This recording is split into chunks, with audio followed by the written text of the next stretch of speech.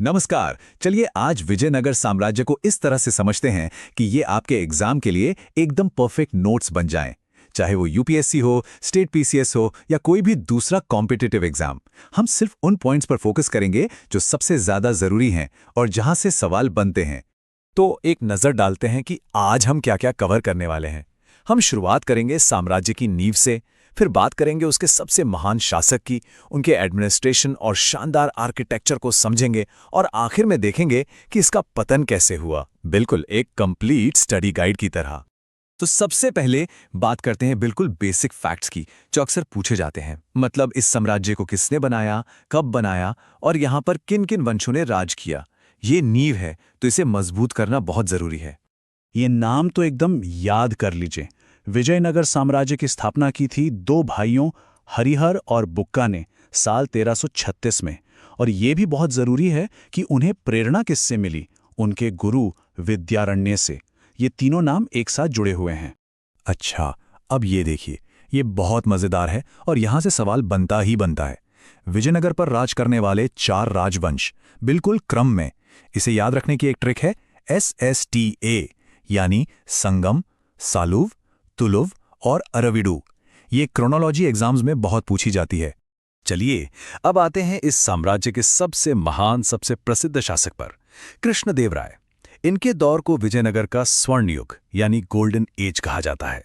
एक बात जो कृष्णदेवराय के बारे में हमेशा याद रखनी है वो ये कि वो तुलु वंश थे और उनका जो समय था उसे तेलुगु लिटरेचर का क्लासिकल युग भी कहते हैं। मतलब उस दौर में साहित्य और कला अपने चरम पर थी। और यहां देखिए उनकी महानता के कुछ उदाहरण। वो सिर्फ एक मिलिट्री जीनियस ही नहीं थे जिन्होंने बहमनी सुल्तानों को हराया, बल्कि उन्होंने हजाराराम और विठल स्वामी जैसे शानदार मंदिर भी बनवाए। और हां, उनके दरबार में थे अष्टदिग्गज, यानी तेलुगु साहित्य के 8 महान कवि। ये पॉइंट बहुत जरूरी है। अच्छा, अब एक ऐसे टॉपिक पर आते हैं जो थोड़ा मुश्किल लग सकता है, पर मार्क्स यहीं से बनते हैं। बात करते हैं विजयनगर के एडमिनिस्ट्रेशन यानी उनकी प्रशासनिक व्यवस्था की। तो देखिए, इनके एडमिनिस्ट्रेशन के 2 मेन पिलर थे।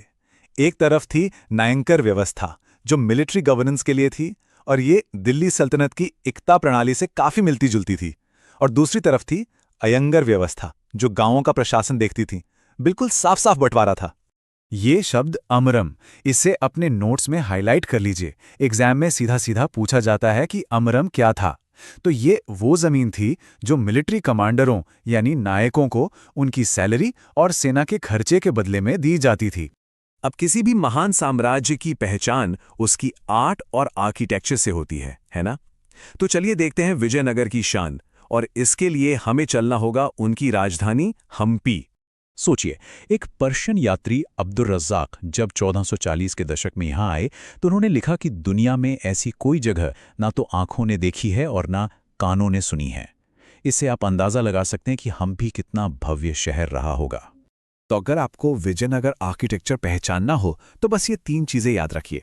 पहली, मंदिरों के विशाल गेटवे जिन्हें राय गोपुरम कहते हैं। दूसरी, मंदिरों के अंदर सजे धजे कल्याण मंडप। और तीसरी, हम्पी का वो मशहूर पत्थर का रथ। ये इनकी पहचान है। हर महान साम्राज्य का अंत भी होता है, तो अब हम उस दौर की बात करेंगे। वो कौन से संघर्ष थे और आखिर कैसे हुआ इस महान साम्राज्य का पतन।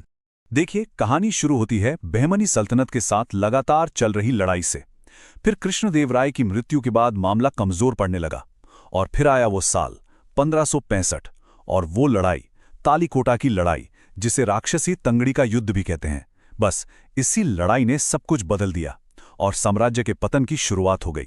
तो अब जब हमने सब कुछ देख लिया है तो एक सवाल पर सोचना बनता है, क्या सिर्फ एक लड़ाई यानी बैटल ऑफ तालीकोटा इतने बड़े साम्राज्य के पतन की वजह थी, या फिर अंदर ही अंदर कुछ ऐसी प्रशासनिक कमजोरियां थीं जो इसे खोखला कर रही थीं? ये एक एनालिटिकल सवाल है और ऐसे ही सवाल आपको दूसरों से आगे ले जाते हैं। सोचिएगा जरूर।